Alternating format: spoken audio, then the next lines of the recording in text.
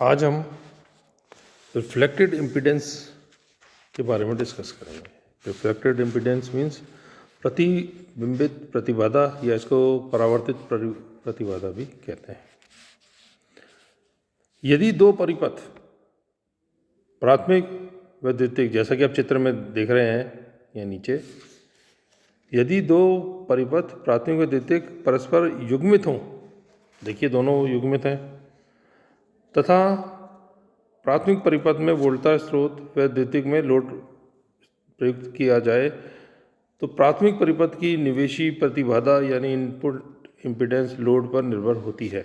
इस प्रकार द्वितीयक परिपथ में लोड के कारण एक प्रतिबिंबित प्रतिबाधा प्राथमिक परिपथ में उत्पन्न हो जाती है। इस चीज़ का ध्यान रखें। देखिए, प्राथमिक परिपथ में उत्पन्न हो जाती है।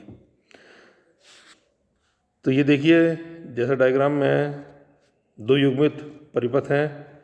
युग्मन अन्योन्य प्रेरकत्व M के द्वारा किया गया है। प्राथमिक परिपथ में वोल्टेज स्रोत E व द्वितीयक में Z2 का लोड प्रयुक्त किया गया है। अन्योन्य प्रेरक के कारण प्रतिबाधा मान लीजिए Zm - j ओमेगा M है। प्राथमिक सेल में धारा IP के कारण द्वितीयक परिपथ में वोल्टता IPZM उत्पन्न होगी।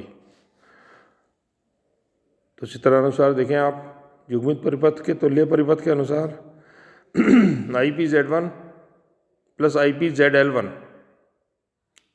E प्लस ISZM, और साथ ही साथ ISZL2 प्लस ISZ2 IPZM।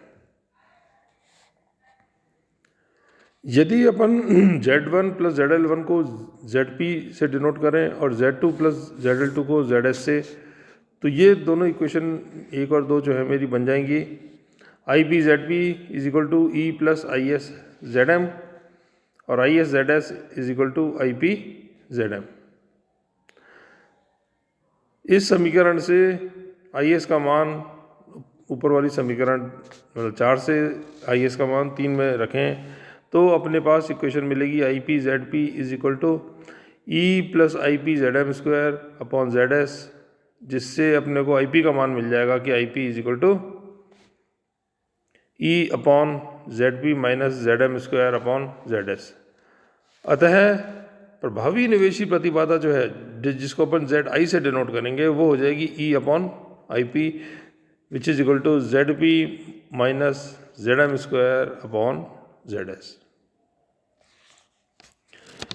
यदि द्वितीयक परिपथ में लोड न होता, अर्थात परिपथ खुला होता, तो ZS का मान जो है इन्फिनिटी, अर्थात धारा IS के कारण प्राथमिक परिपथ में प्रेरित वोल्टता शून्य होती, जिससे निवेशी प्रतिबाधा ZI ZP होती। इस प्रकार द्वितीयक परिपथ में लोड लगाने पर प्राथमिक परिपथ में minus ZM square upon ZS के तुल्य प्रतिबाधा प्रतिबिंबित होती है।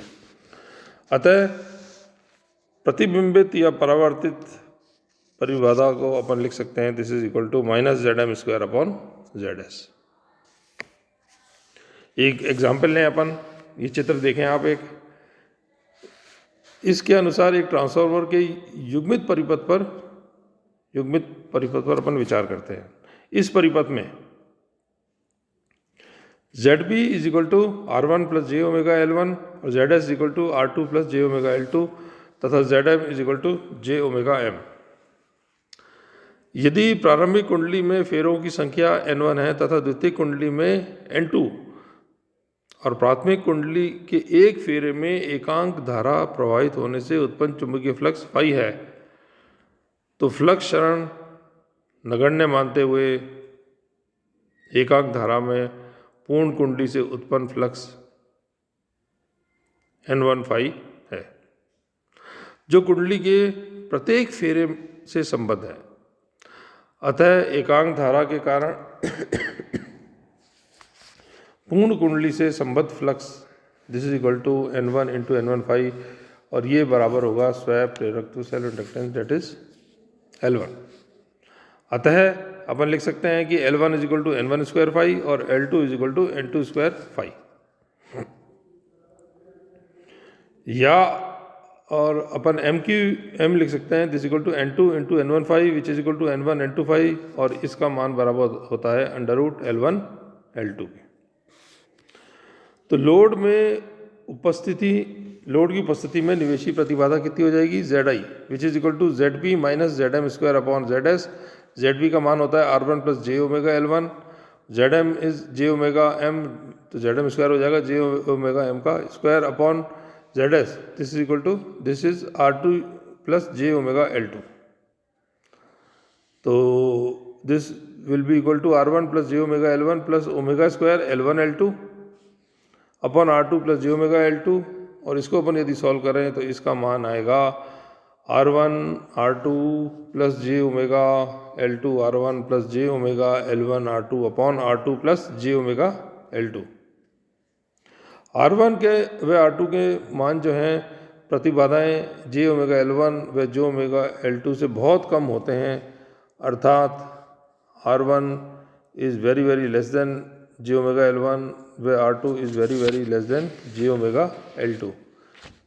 तो R1 और R2 का अंश डेट इज न्यूमरेटर और R2 का हर डेट इज डिनोमिनेटर में तुलनात्मक रूप से नगण्य मान लेते हैं अपन इसको, तो Zi का मान हो जाएगा J omega L2 R1 plus J omega L1 R2 upon J omega L2 which is equal to R1 plus R2 upon L2 upon L1।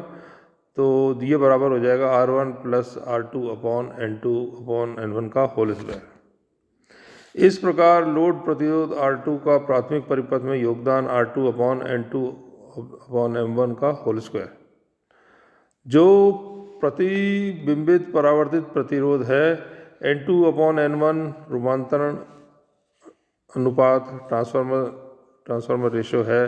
अतः ट्रांसफार्मर में प्रतिबंधित परावर्तित प्रतिरोध जो है वो हो जाएगा लोड प्रतिरोध अपॉन रूपांतरण अनुपात का होल स्क्वायर।